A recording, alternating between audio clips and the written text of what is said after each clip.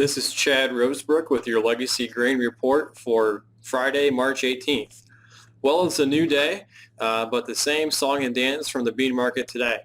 We saw beans up strong early this morning, but faded throughout the morning. And as we moved into midday, beans were trading right around unchanged and actually finished the day right about there. So again, same moral of the story as yesterday.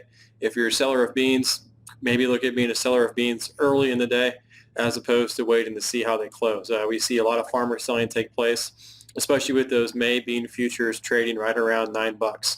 It was kind of an important day for beans today to see if we could close above $9 futures on the May contract. That did not happen, so we'll see if we get another chance at it next week. As we look to South America to see what's going on down there, Mato Grosso is about 85% harvested, and that's just a tick below the 3-year average and below last year's average of 91% harvested for their soybean crop.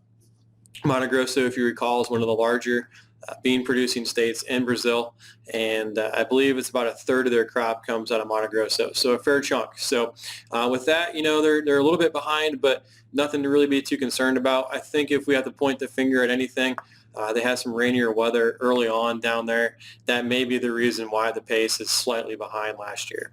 Also, too, we continue to take a look at this El Nino to La Nina switch that could be taking place this summer.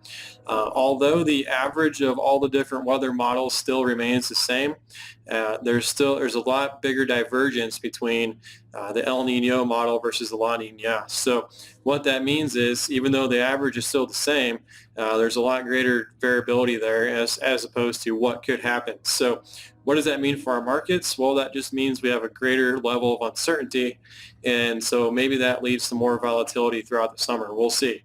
I think all we know at this point is it's still a coin flip right now as to what kind of weather we're going to get this summer. So wait and see on that. This has been Chad Rosebrook with your Legacy Grain Report for Friday, March 18th. Thanks for watching and have a great weekend.